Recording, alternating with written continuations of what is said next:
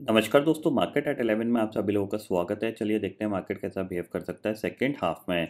अगर हम currently Nifty bank Nifty की बात करें तो निफ्टी आपका ट्रेड कर रहा है अराउंड 17,518 पे और बैंक निफ्टी आपका ट्रेड कर रहा है अराउंड 40,660 पे।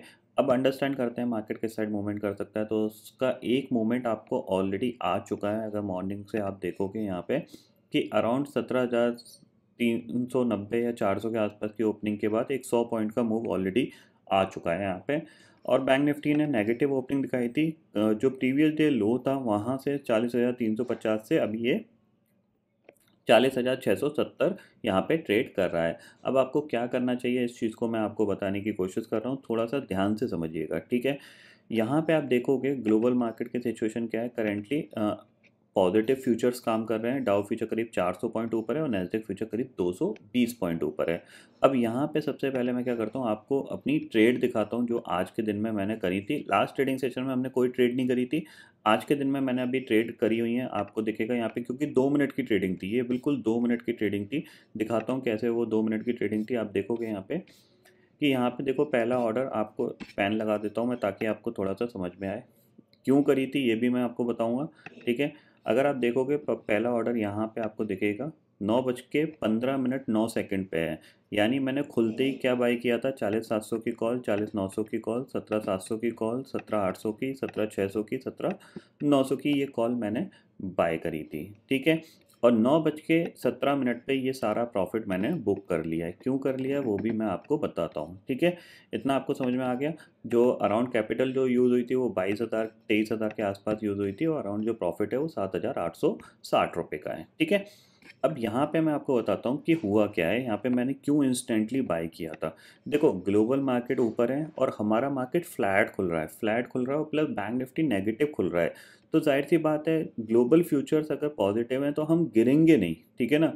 गिरेंगे नहीं, या तो फ्लैट खुल के फ्लैट हो जाएंगे या फिर हम रिकवर कर जाएंगे, ठीक है। यानी 1 पॉइंट रिकवरी का आ सकता था, उसी लिए मैंने इसको इंस्टेंटली बाय किया था मॉर्निंग में ही। और अराउंड जैसी ये कैंडल बनी थी, ये 17,517 की जो कैंडल बनी थी, ये 9:20 वाली, यहाँ पे कहीं मैंने उसका प्रॉफिट बुक पूरा कर लिया है। क्यों कर लिया उसके पीछे का भी मैं रीज़न बताता हूँ। देखो, ये देखो 17,600 की ये कॉल है, दिख रहा है।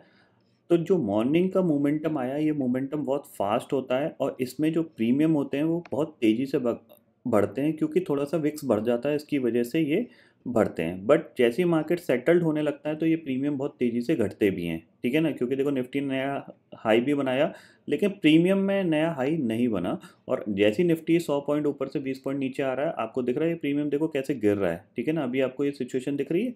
तो बेसिकली होता क्या है कि जो फर्स्ट पुल बैक होता है वो नॉर्मली सस्टेन नहीं कर पाता है, वो सेल ऑफ में कन्वर्ट हो जाता है। वही चीज़ आपको यहाँ पे देखने को मिली है, क्योंकि जिन लोगों ने सेल किया है तो जाहिर सी बात है, अगर वो अपना स्टॉप लॉस ट्रिगर करेंगे तभी शॉर्ट कवरिंग होगी।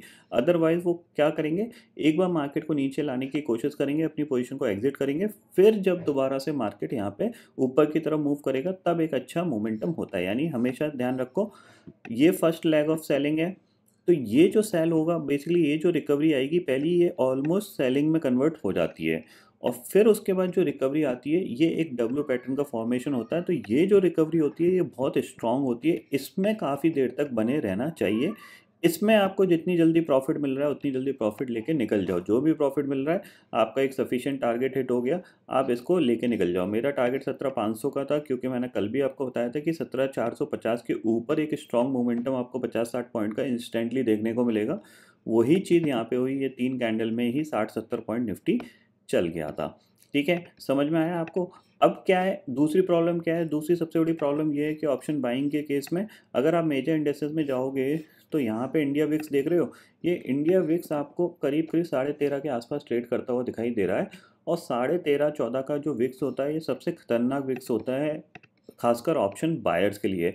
ऐसे विक्स में आप ज़्यादा देर ऑप्शन बाइंग करके बैठ नहीं सकते हो, क्योंकि प्रीमियम क्या होता है, बहुत तेज़ी से रिड्यूस होता है। वही चीज़ आपको यहाँ पे देखने को मिल रही है। देखो, ये कॉल जो थी मैंने अराउंड 36 रुपये में ली थी, ऑलमोस्ट 36 का लो बना दिया, जबकि निफ्टी ने अपने लो को तोड़ा भी नहीं है, बट उससे पहले ही इसने 36 का लो बना दिया, समझ रहे हो। तो प्रीमियम बहुत तेज़ी से गिरता है। तो ये एक रिस्क हमेशा ऑप्शन बायर के पास रहता ही रहता है, तो थोड़ा-सा इस चीज़ को भी समझना पड़ता है। तो नेक्स्ट टाइम आप हमेशा ध्यान रखिएगा, अगर आप ग्लोबल मार्केट पॉजिटिव ट्रेड कर रहे हैं, यानी वो ऊपर ट्रेड कर रहे हैं फ्यूचर्स में और हमारा मार्केट फ्लैट या गैप डाउन खुलता है, तो आप उसको बाय करके काम कर सकते हो। एक इंस्टेंट रिकवरी आती है, उस रिकवरी में आप प्रॉफिट लेके निकल सकते हो, ठीक है? यहाँ पे कोई सेटअप नहीं था, लास्ट ट्रेडिंग सेशन में हमने कोई ट्रेड नहीं करी थी। यहाँ पे कोई सेटअप नहीं था, सेटअप सिर्फ इतना सा था कि ग्लोबल मार्केट पॉजिटिव थे, हम फ्लैट टू नेगेटिव खुल रहे थे, तो यहाँ पे एक इंस्टेंट बाइंग बनती थी, वही मैंने करी। 20,000 का रिस्क लिया था, अगर नीचे चला जाता तो 5-6 हज़ार का लॉस होता, और ऊपर आ गया तो मेरे को करीब 7,860 रुपये का प्रॉफिट यहाँ पे दिख रहा है।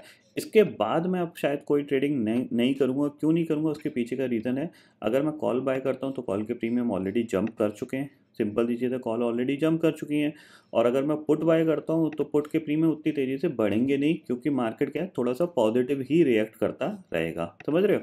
होगा क्या, ग्लोबल मार्केट पॉजिटिव है, या तो ये नेगेटिव हो जाए या फिर इनमें मान लो 100-100 200 पॉइंट ऊपर से सेल ऑफ आ जाए, तो यहाँ पे चांसेस बन सकते हैं कि सेल किया जाए। तो ग्लोबल मार्केट पॉजिटिव है, तो सेलिंग की कोई अपॉर्चुनिटी यहाँ पे बन नहीं रही है।